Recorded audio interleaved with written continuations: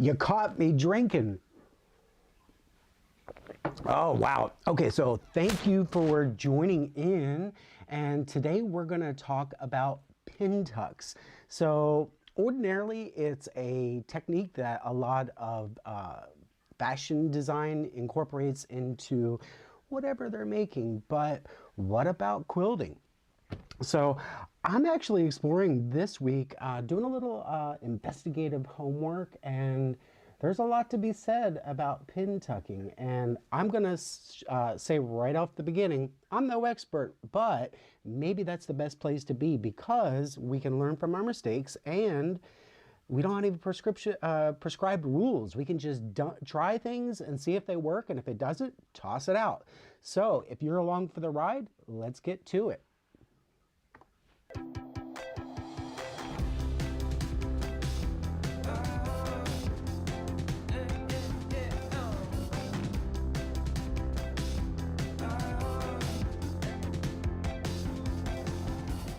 Hello everybody, it is so happy Friday to see you. It's happy Friday. It is a happy Friday. It's been a long week. I don't know about you guys, but it was the whole month of November came and went, and then this happened. This week was a long week. There was a lot to do. But when is today? What is today? It's December 10th, Friday. So happy you're here.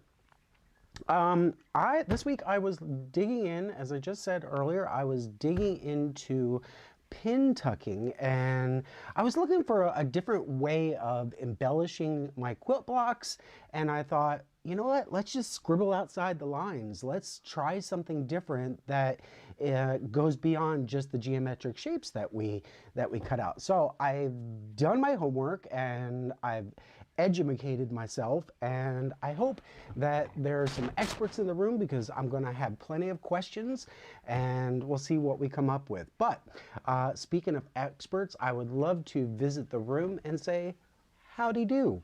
So who do we have in the room? We've got Charlie. Hello, Charlie. Mr. Charlie is the first one in here, and I love it. Thanks. Nice to see you. We've got Fizz. We've got Susan, Mrs. Kravitz. And I should also say Fizz, she's one of my BFF on Instagram. She always makes me laugh.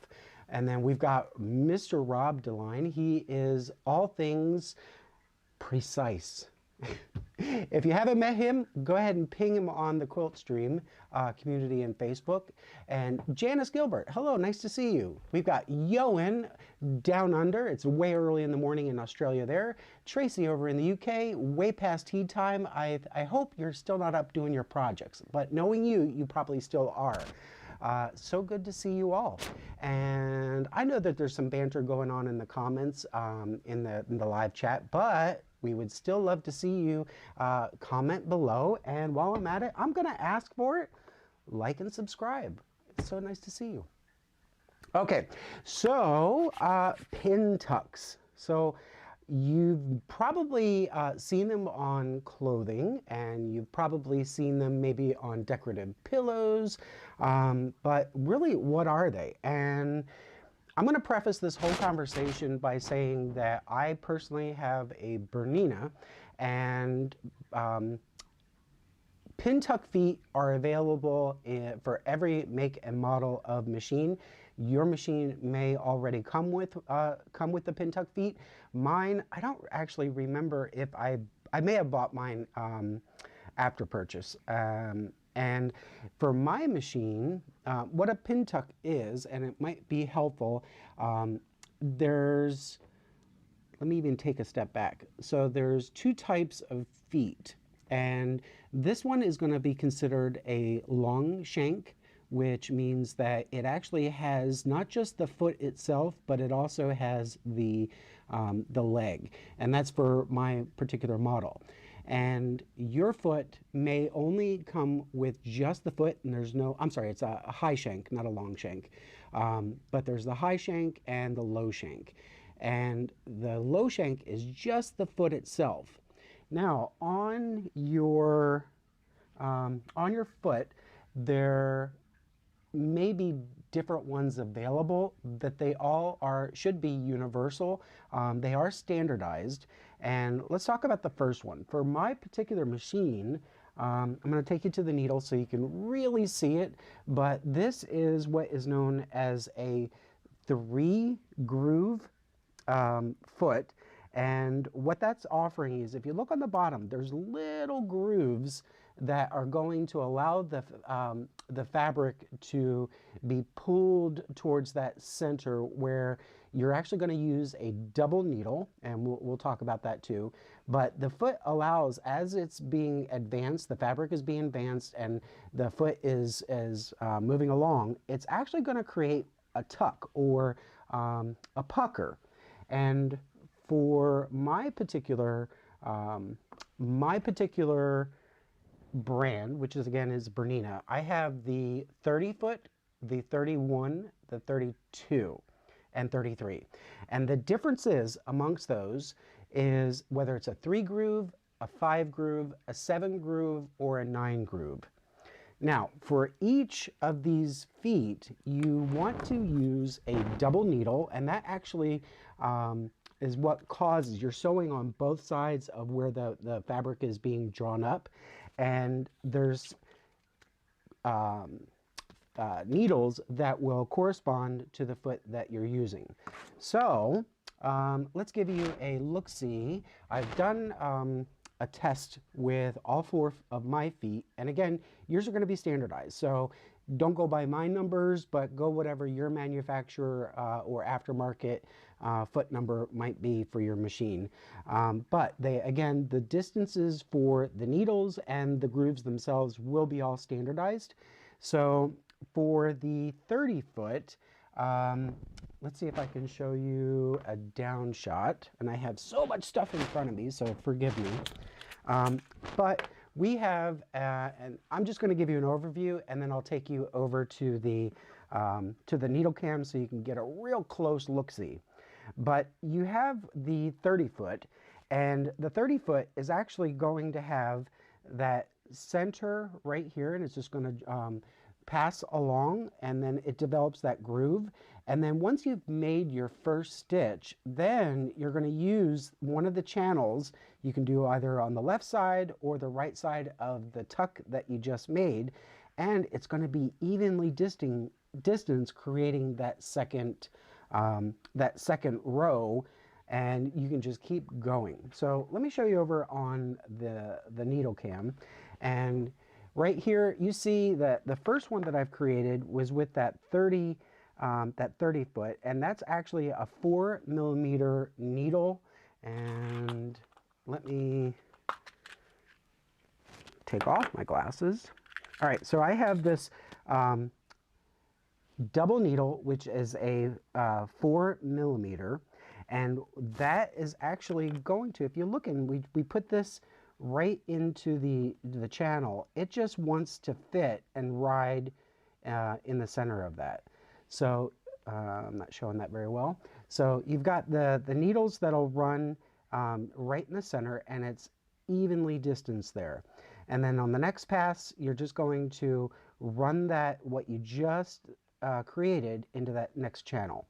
And to give you a difference, so you have a 4mm, which there's a huge ridge that you're creating, and I've done a decorative red stitch just so that it'll really pop, and it'll show you how big that stitch is.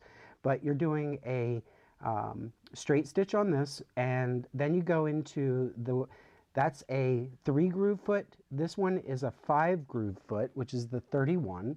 So you see that then the needles, as you go up in the number of ridges in the foot itself, actually the needle is going to go down in size. So the distance between each needle on that twin needle, those are going to go down. So when I'm talking about the millimeter, I'm actually talking about the distance between those two needles. So you have a 4mm, you have a 3mm, then it goes to a 2.5, and I'll tell you, so the 2.5 is a lot more subtle, and then the 1.6, you can barely make out that there's a tuck there.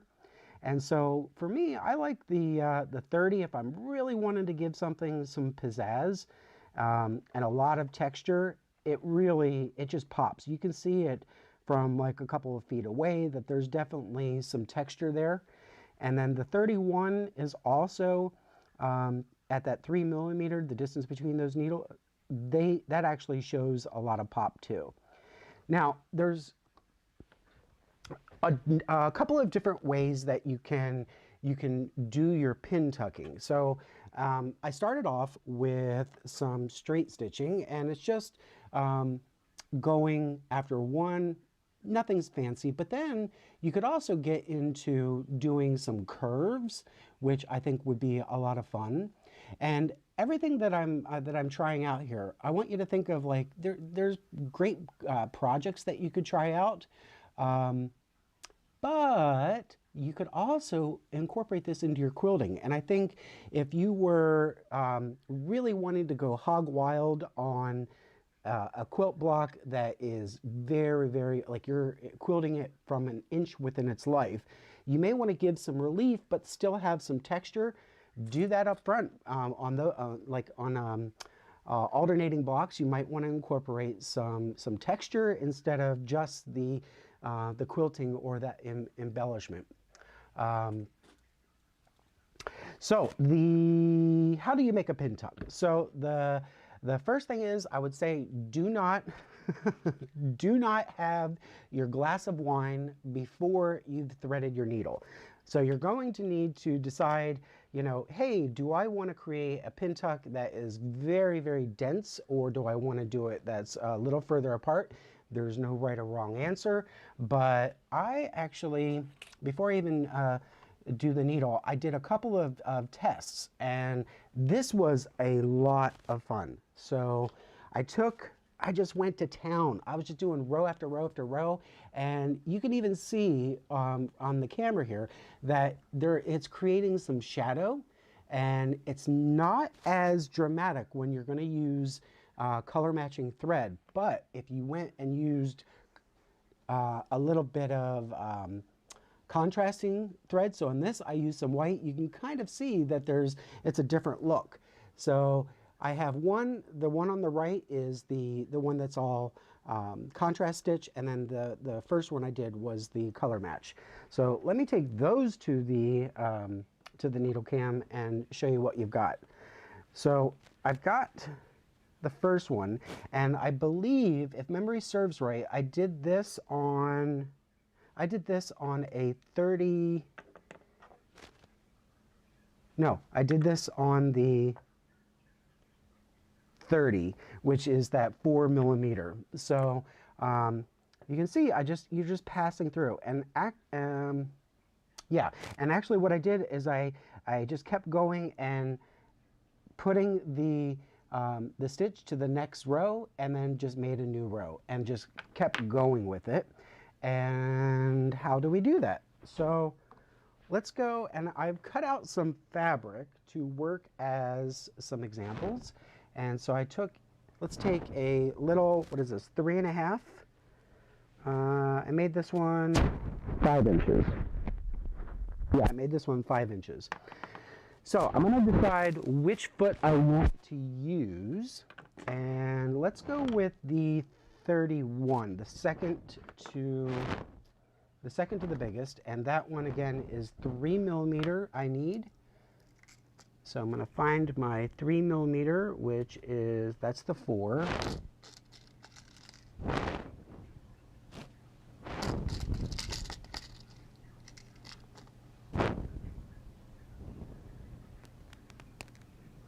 I'm telling you, getting older, it's harder and harder to see these numbers on here. There we go, that's the 3. All right, so my suggestion is, again, don't try to thread your needles before you've had your, don't thread your needles before you've had your wine, because you can't use your automatic threader, and that makes it a little bit more spicy, dicey sometimes. There is a little tool that you can buy that you just put your thread across, and then you just kind of follow it down the shaft of that needle, and then once it finds the hole or the eye of the needle, then it should just pop There's a little pin that should pop the thread in there, but I'm not guaranteeing any success with it because it's kind of hit or miss for me. Believe it or not, I actually have better luck just using my own fingers that I've been given. Now, you're going to want to go by your manufacturer directions, and totally your threading instructions should be offered by the manufacturer, not by what I'm necessarily doing here. But for me, I've got a Bernina, and the nice thing is that I'm using 2 spool holders, and then I just run them through, and I can actually thread the machine just like normal, and just do both at the same time. Then one at a time, I'll go ahead and thread the needle.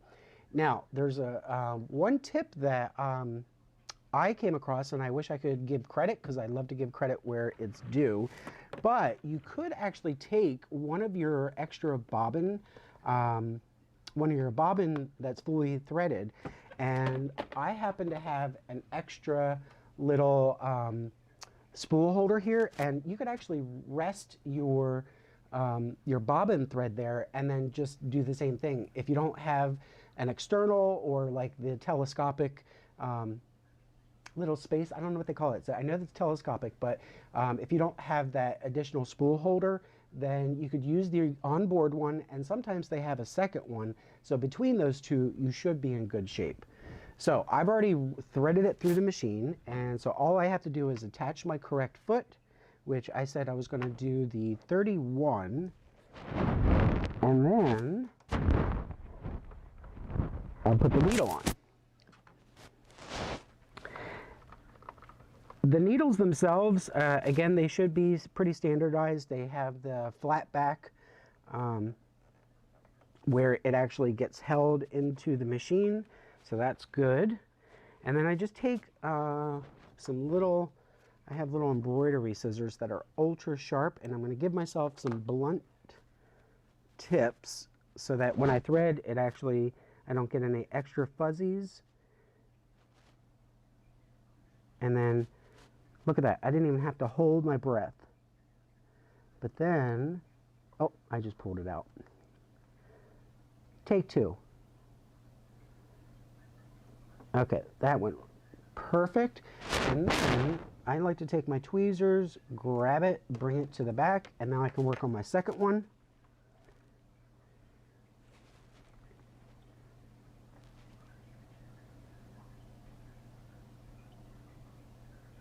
Come on, come on, you got it, you got it, you got it.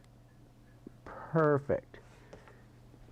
All right, so I'm going to be doing some white thread, and that'll be on some red fabric, so it is contrasting, and that should show up pretty good for you.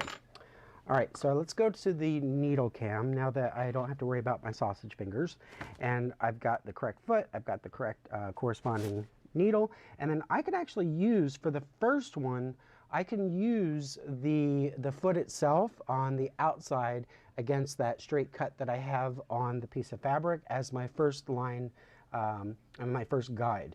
Now you can put tape down on the desk surface if that helps you more, just to get that first row nice and straight, but whatever works well for you. Let's go back to the needle cam, and then we're going to get our stitching on our first one. Now I am, as I'm making this, I'm only using one piece of fabric. It's not 2 pieces. There's no need for me to create a sandwich there, but we're just actually creating decorative fabric. And then I should have used a jumper, and before I create a mess here, I'm gonna create a little starter piece of fabric just to make my life easy.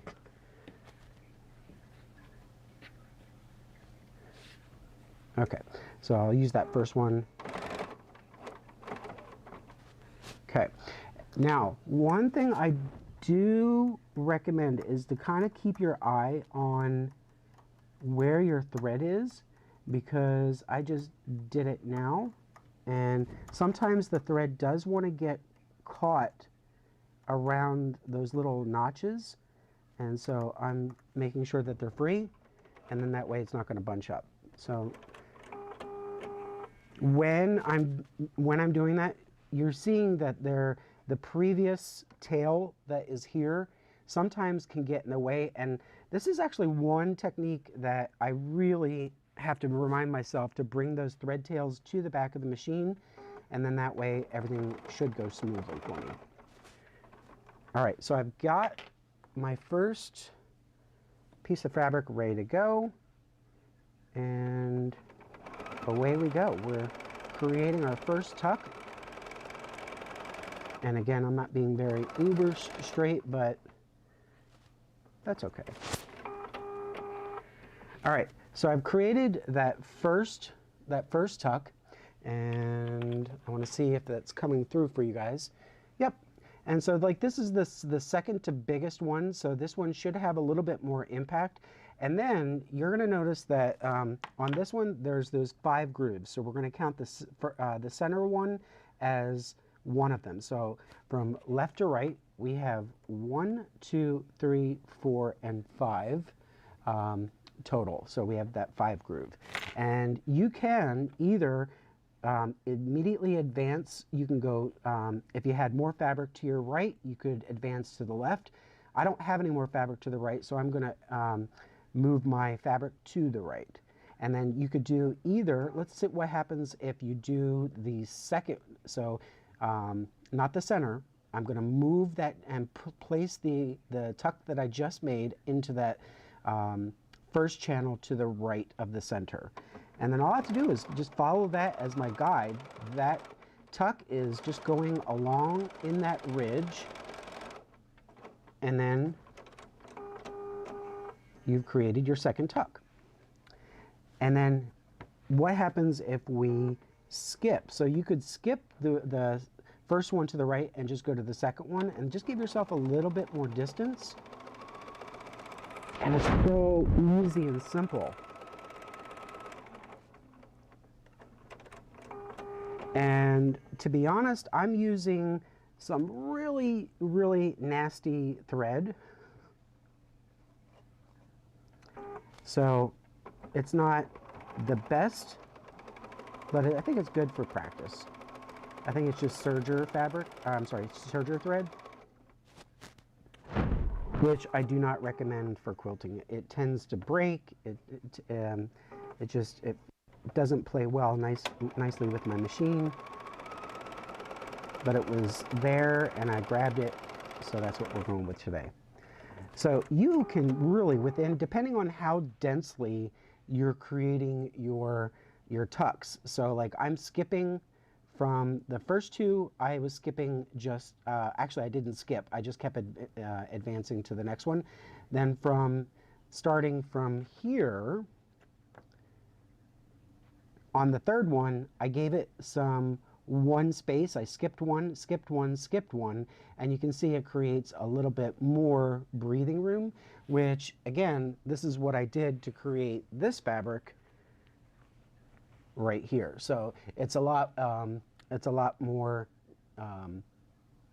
roomy.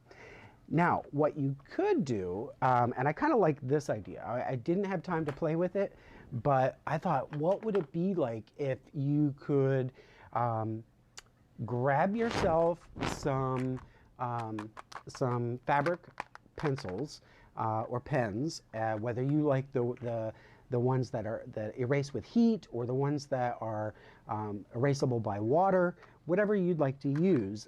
But what if you gave yourself, you wanted more distance than just those feet? So you could mark your lines. You would take your acrylic ruler and then just kind of space it out however many you wanted to do. So what does that look like? And then, yes. So let's even try that. So I'm going to take, and I haven't used these in a while, so I don't know if these are going to work. But yeah, I was thinking if I space them out, then maybe I could allow myself a little bit more room so that I could take advantage of all of those decorative stitches and find, like, maybe I'm creating a little motif where I have texture, but then I have a pretty design with one of my specialty stitches. You know, you could vary this in so many different ways, and it could maybe give your quilt a little bit more, each quilt block a little bit more pop than what we ordinarily do by saving everything to the end, or instead of saving everything to the end of your make. Because often we think, oh, the design, that's really part when we get into the quilting, but this actually, while you're making those blocks, that might be a good time to try it. So I'm trying to find a white, and I don't know that I have one. Let's see if this will work.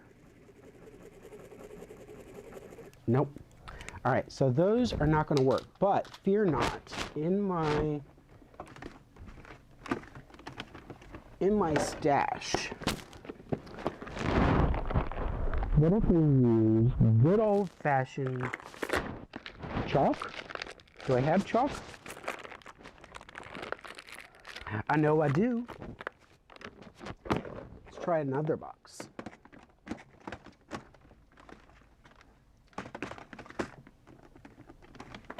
One of these days, I'm going to have to take everybody on a little tour of my sewing kit. No chalk. So you get the idea. You could, actually, you know what? I think, what if I just don't use the outside? Would that work? What if I don't use the actual pen, but just the...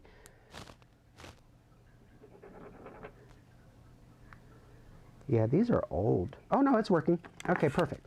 All right, so I'm almost going to guarantee that it'll be hard to see this as I'm doing it. But what if I wanted to distance the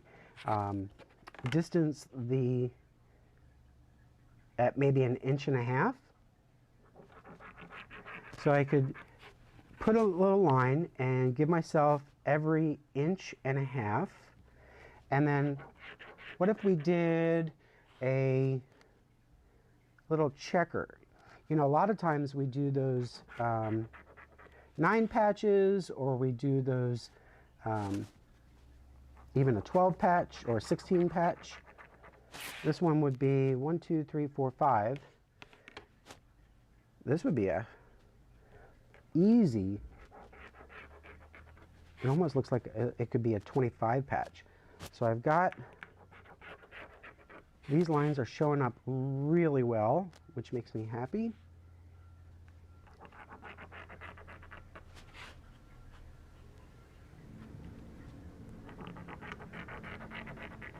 Okay, so not perfect, but let's go to the needle, and then you can see I just made myself a little grid that I can follow, and I'm just going to follow those lines and see what we get.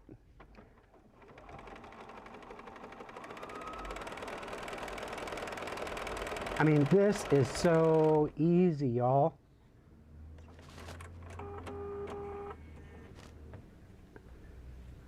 And then again, I want to push those thread tails to the behind the foot.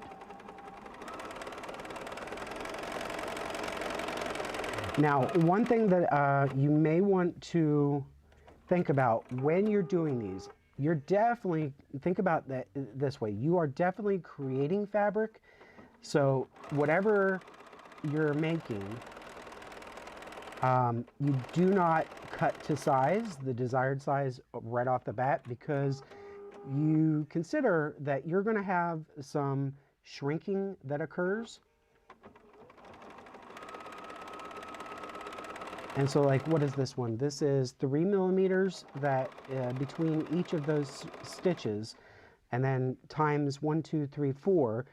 I'm doing that 4 times, so that's already 12 millimeters that I'm reducing the size of this fabric. And I think it was just about 5 inches when we started.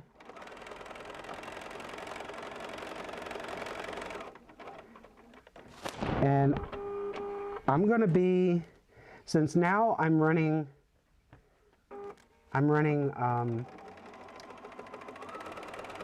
up and down at a 45 angle against those first stitches that I did. You might want to alternate because there's the possibility that you keep dragging and pulling the fabric the same way. It might be a good idea to alternate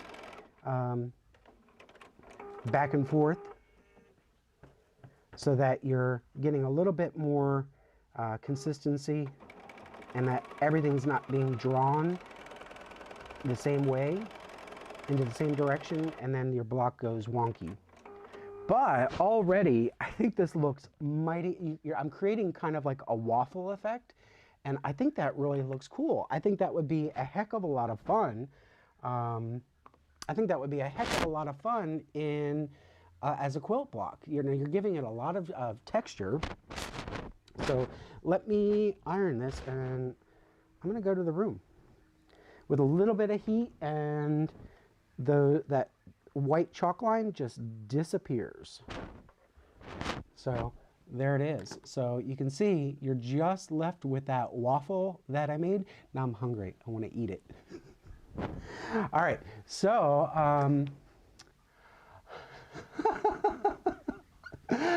I don't know whether this is in relation to me or Rob is stealing time away from the JOB, but he just said, I actually walked into the advanced class today. I'm going to nod and smile, and nobody knows. Who's going to know? Who's going to know? Rob, you should try this. Now, Fizz, very technical. You are eye to eye with me. Very technical. Mine comes with a flippy flip thingy and an extension arm. What are you talking about? Charlie says he is such a stay in the lines kind of person. Well, I'm giving you lines, Charlie. I mean, come on.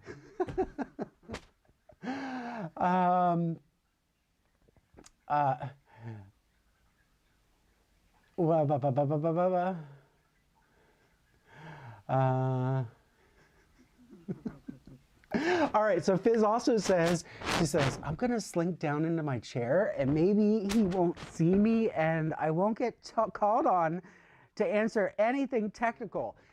Fizz, the only technical thing that I want to hear is that how you are going to incorporate, this is your assignment, how you're going to incorporate tucks.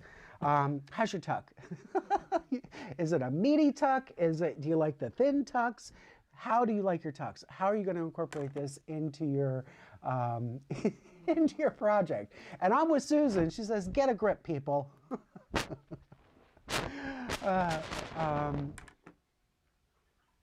Yeah. So, and again with those silly plastic needle threaders that I guess it makes me happy to know, Susan, I am not the only person who has an issue with these. I mean, if you force the if you force this little, let me show you on here. So it wants to ride. So you put your thread through the let me show, where's my tweezers? Here they are. So you're going to put your thread in here, and then you just kind of floss between here. And then you're just sliding the tool down, and then once it finds the eye of the needle, then you're going to push forward, and it reveals that little needle. And God help me, that is not an easy tool. That's not an easy tool to work with. So yeah, that's not my favorite thing. But thinking of like staying in the line. So let's say you're not just making something that is like, you know, I hope they like it, you know, and it's not. Let's say this is something that you really want to be exact. Then you could do the lines on your fabric. That's one suggestion. And I think I did, I mean, I really wasn't trying my hardest, but I think I did an acceptable job for doing something just really quick. But if you are going and going and going and you don't have the time to do all of that chalk work, maybe you don't want to use a a pen, maybe you don't trust these kind of pens, if you don't want to work with that, I do have a recommendation for another tool. And where do I keep that? That is in here. Oh, here it is. I had everything upside down today.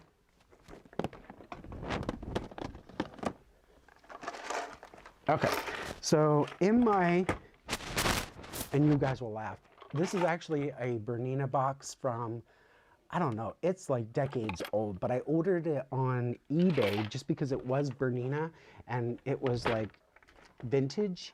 It's kind of like, I wish when I was a kid, they had I still wish I had that red. Do you remember the red and the brown Tupperware lunch boxes that came with the sandwich, and then it had like a fruit cup thing, and then oh, and a drink. So there was 3 pieces that came inside this Tupperware lunchbox, and it had a little handle. My grandmother would get the cheapest ice cream that there possibly was. It was like 99 cents back in the day. It was just a block that came in this cardboard. It was the Neapolitan, and it would fit perfectly in that Tupperware. I wish I had that. So like, internet, do your thing, find one for me. I had the red one. I would love to have it. The tool that I was thinking about, so you may have on some of your feet, I know that with a Bernina, each of the feet actually has a little hole in the shank. And so let me show you here again on the needle. So there's a little hole that's on the back of that foot, and it serves a great purpose. It'll come with a little screw in the back, and so you see this one, the screw is already missing, but there's a little screw that goes in the back, and I grabbed the wrong screw. Let me show you. One of these.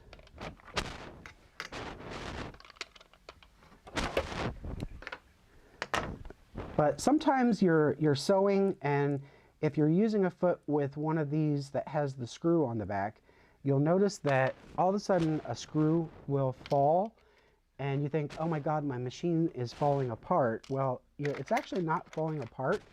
It's just that the screw for the back of the foot came off.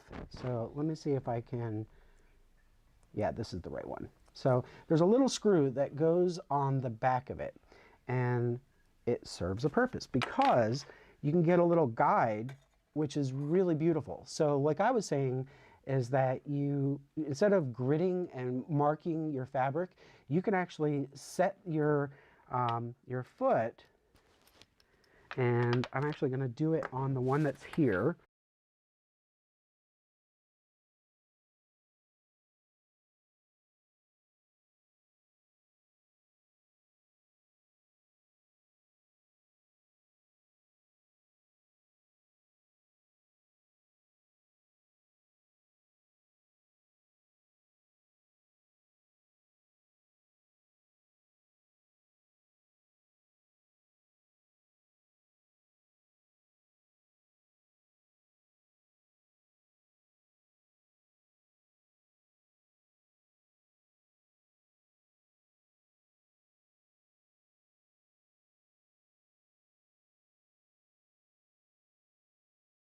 To advance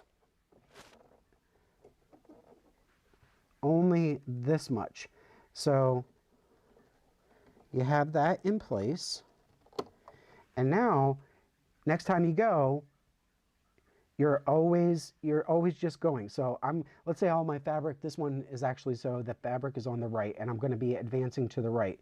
So I'm actually moving the stitch that I just made left, and then I just ride this right along. And so this gives me a guide constantly as I'm stitching. And so that's a really good helpful tool if you didn't want to grid the entire thing. And I think it's like it's also universal, and it fits almost every machine. So I've got another idea. I've got another idea.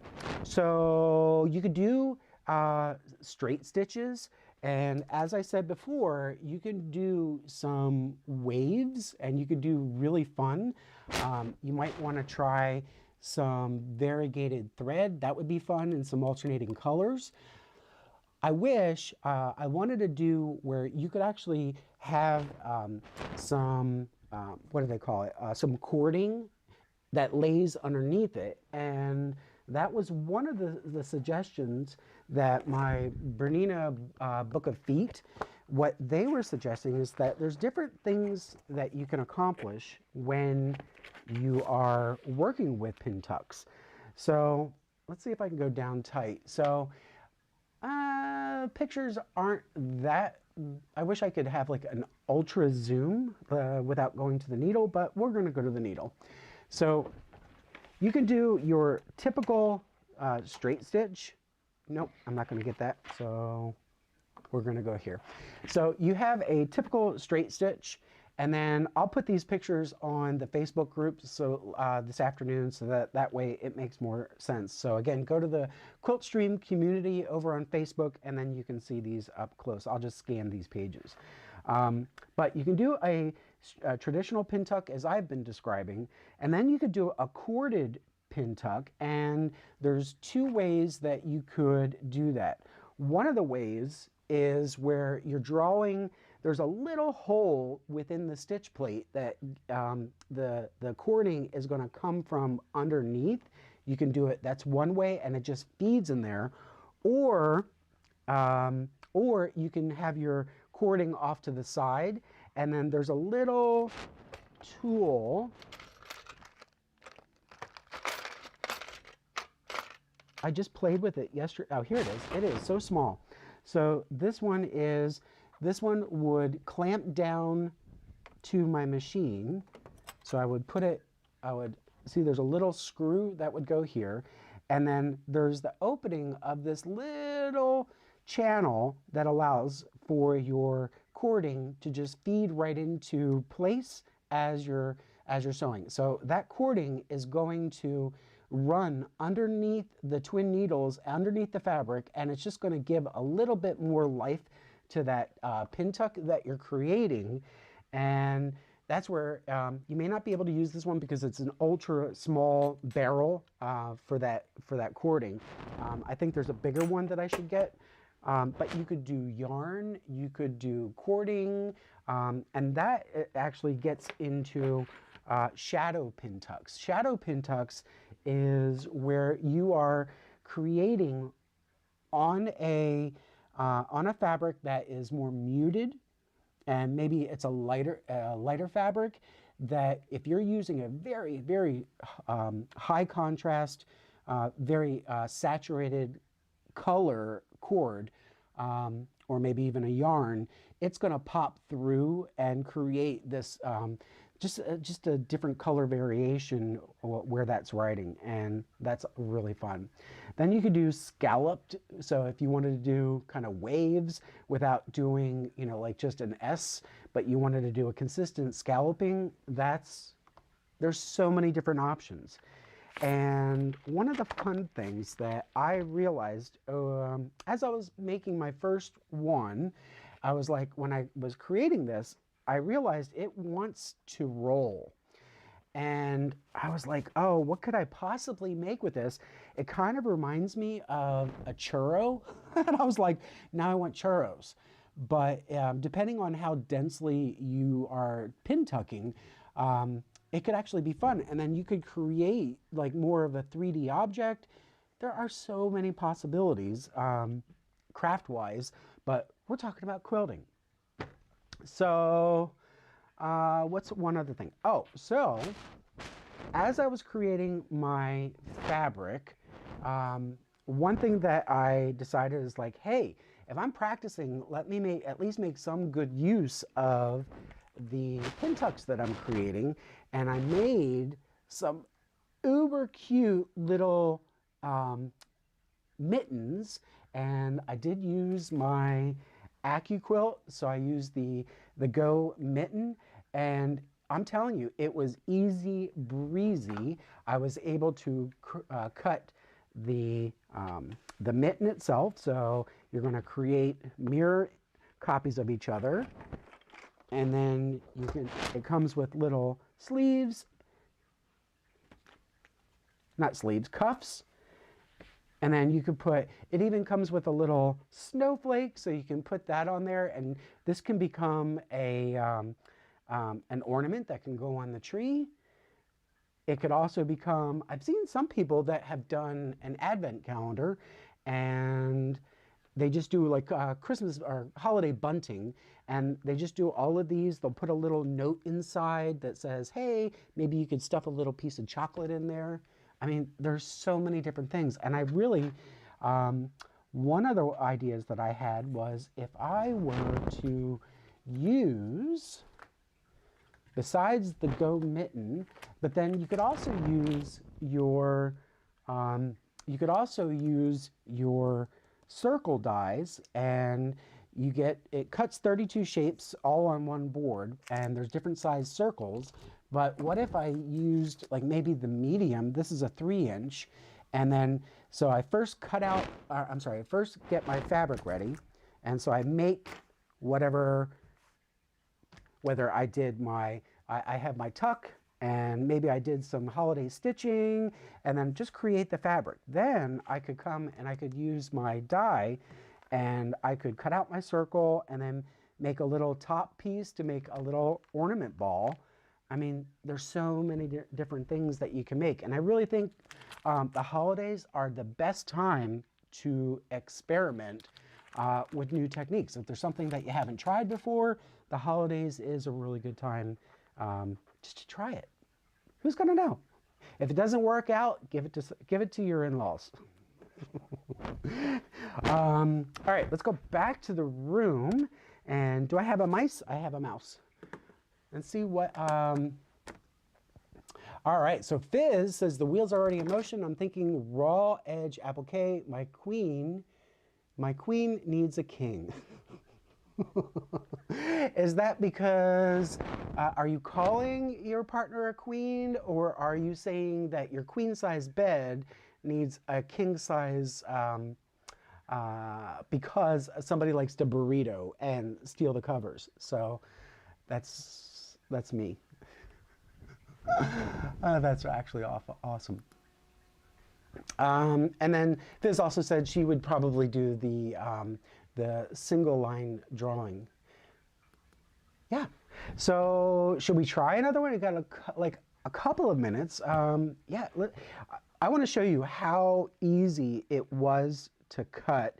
And before I do that, I want to go back to, I think I did a pretty good job of explaining the difference between the different effects that you get, whether it's the 3, the 5, the 7, or the 9 groove foot that you're going to use. But I didn't talk about what happens on the backside. And if you remember a couple of episodes ago, I was talking about the blessed bobbins. Remember I was saying that my Bernina actually has 3 different bobbins, and traditionally I use the standard black bobbin, and that's this guy right here, and that's just for your everyday sewing projects and tension. But there's actually, I figured out what that yellow one was just in time. This is actually going to give me more tension at the bobbin, and it's going to make the backside a little bit more clean, because on your pin tucks, the top is giving you just that typical straight down stitch, but on the back side you're doing almost like a zigzag or a ladder stitch, and so there is air there. And if you can see, let me lift that so I can make more room. So you can see right here that there is some space. Now this sample that I made was before I used the high tension bobbin, which was this guy right here. And once I did the high tension, I actually noticed a difference.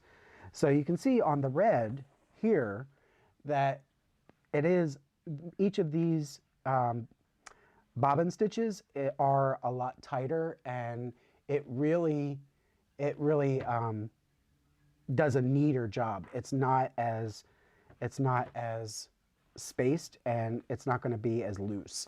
So I think if you have the option to do a high tension bobbin, or if they're like maybe on some models, all you have to do is maybe use the extra hook. I know that like Tracy a couple episodes ago was talking about her bobbin has like an extra little arm on there, and that's to give you more tension. So if you have that option on your bobbin, go ahead and use that. And Tracy, speaking of Tracy, she says, well, Chip really has been in the groove today. I love dad jokes and mom jokes. I've been in the groove today. You know, Tracy, groove is in the heart. Love it. And she's going to have a go at. So I do. So show me what you're working with. And then Fizz, who's your lady in red? What are you talking about? And then Susan said, Mrs. Kravitz said, no, Chip, it is the lady quilt she's been creating in the fabric. It's the lady quilt. Oh, got you.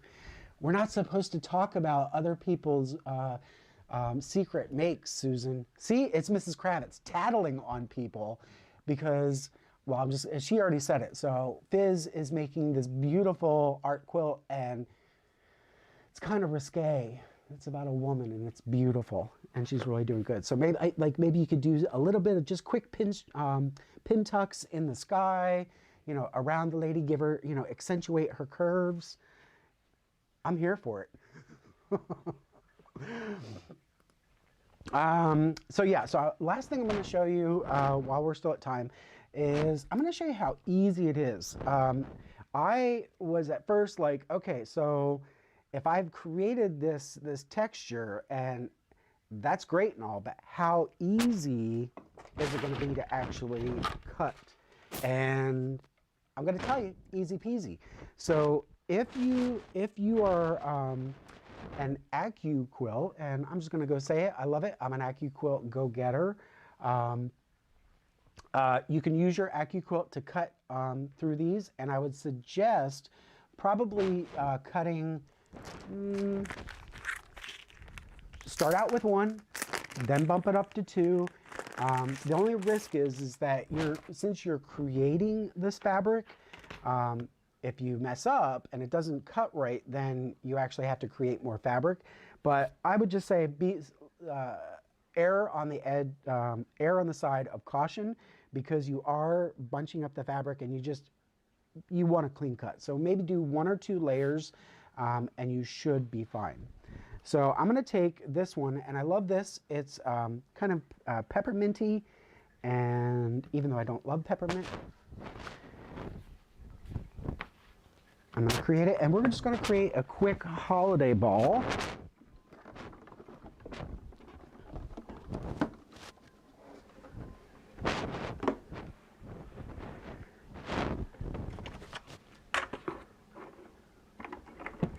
And literally, I'm just putting it through my machine, and it's I can feel that there is no difference from when I'm cutting traditional non-tucked fabric. Like, there was no extra effort involved. So just give it some love, and then just give it some love to get rid of the static, and boom, we've got one holiday ball. So just like any other rotary experience that you may have, sometimes there is a stray thread, and that's why I'm recommending that you only do 1 or 2 layers max at the most. But I've just created this little ball, and how fun is that? So this can easily become a little ornament that can go on the tree, and I love it. It's just handmade and loved. I love it. So that is the quick neophyte experience when it comes to the Pintuck experience. And Fizz is saying Knit Vent 2022. Susan, Mrs. Kravitz just gives her, you know, I think it's because she wants to now. She's just burning to do some Pintuck. She's going to throw her knitting to the side and she's going to say, I'm going to be all about, I'm going to have a tuck. I'm going to tuck myself. And then, all right. I'm not in trouble. I'm not in trouble now, and neither is Mrs. Kravitz. It wasn't a secret. Her project wasn't super secret. I was just giving her grief because of a different project that was hush-hush. So, Mrs. Kravitz, you're fine. All right, gang. So we're just coming up on an hour, so we are going to wrap up there. I'm going to wish you well this Friday, and I hope that the rest of your weekend is going to be easy breezy, that you're going to do something fun. And again, hello, there are only 15 days until the magic holiday day, and I would love to know, actually I should tell you that I'm going to be out of town on Monday. So Aaron, it's his birthday next week, so we're going to take a little trip for his birthday, and so we're not going to be here Monday.